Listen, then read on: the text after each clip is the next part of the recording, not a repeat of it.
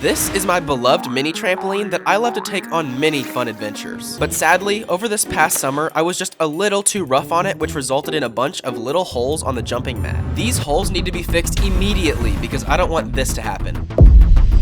The first thing I did was check online to see if I could buy a replacement jumping mat, but couldn't. I would have to buy a whole new trampoline, which would cost me over $300. So I gave it a little extra thought and came up with an even better idea. This is a trampoline that I just picked up from Walmart for $20 just for this.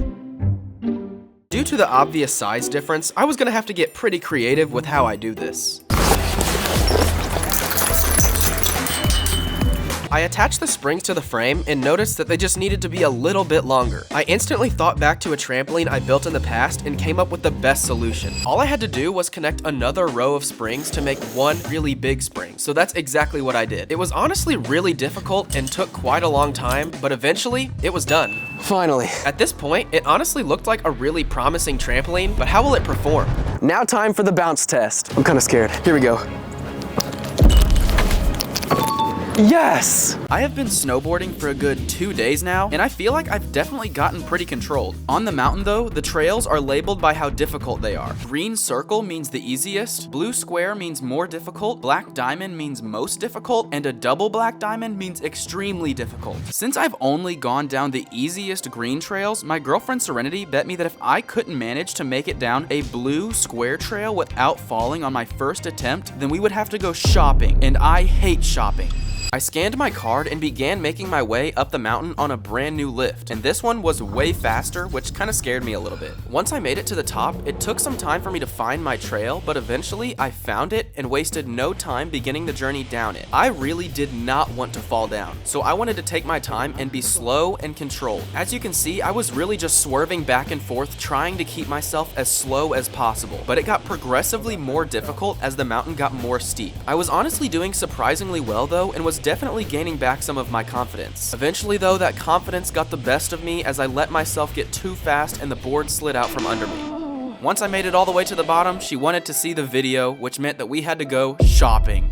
I was just casually doing some cliff jumping, but after this jump, I noticed that there was actually a rope swing underneath the cliff. So after I did a double flip off of the cliff, I began to make my way to the rope. I was honestly really scared because the setup was just really weird. But on my first attempt, I managed to do a double flip, which actually ended up going perfectly. After watching back the footage, I realized that I had a lot of time after the second flip. Could I add another flip? On the climb back up, I was just questioning whether or not I should try a triple flip. But by the time I made it to the rope, my mind was already made up. Here goes a triple backflip. Time to send it.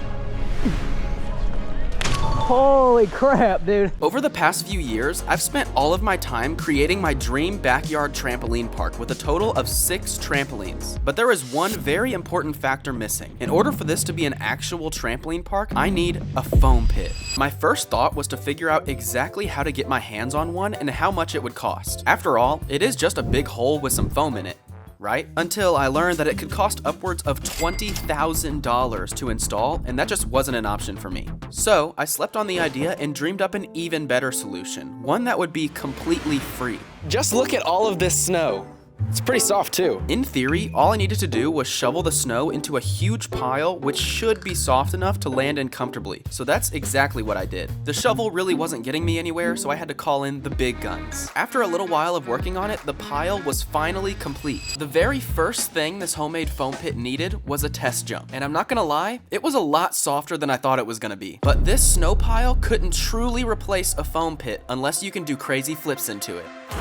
Yes! Although it was really working as a backyard foam pit, sadly, the next day the sun came out and my pile looked like this. I have spent the last 5 years teaching myself how to do crazy flips like this with only one big goal in mind: do a quadruple backflip, which is exactly what I'm going to be trying to do today.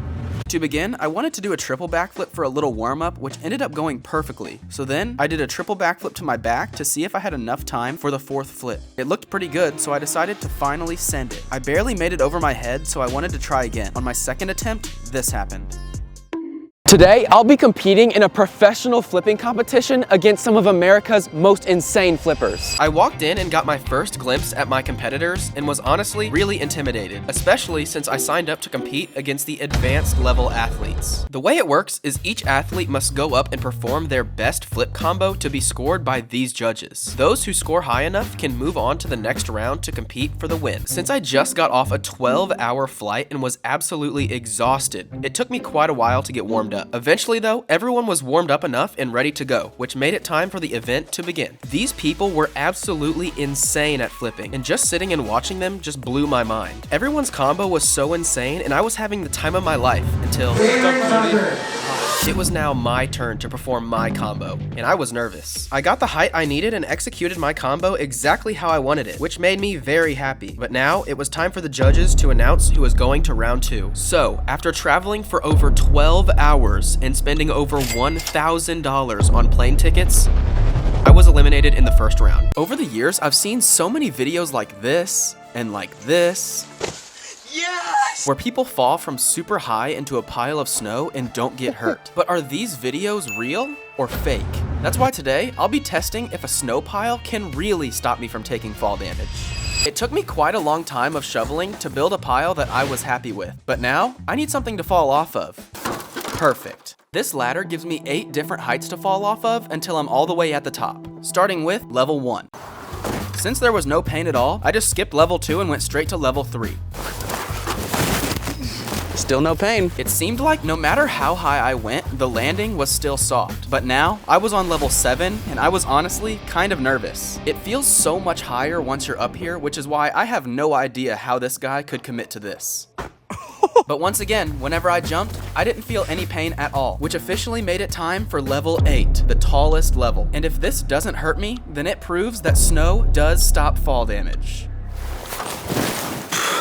No pain. How many zip ties does it take to stop me from doing a backflip? Starting off with a normal backflip. 1 zip tie. I'm scared. There we go. 2 zip ties. Here we go.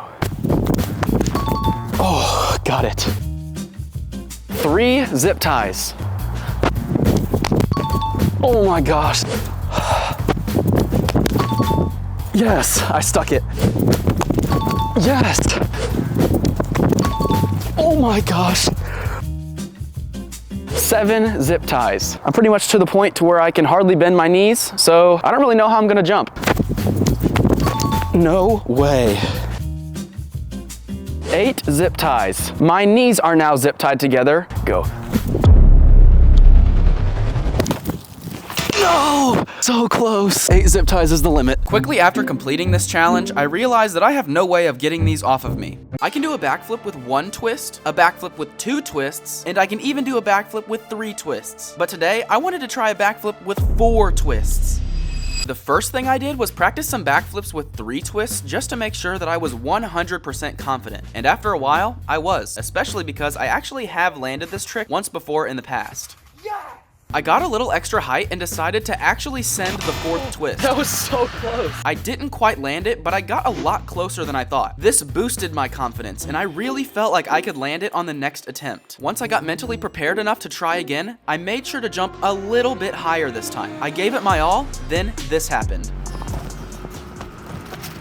I was just having a normal everyday cliff jumping session, experimenting and learning new tricks, until I randomly decided that I wanted to try the scariest trick that I could think of. This is terrifying. Let me explain.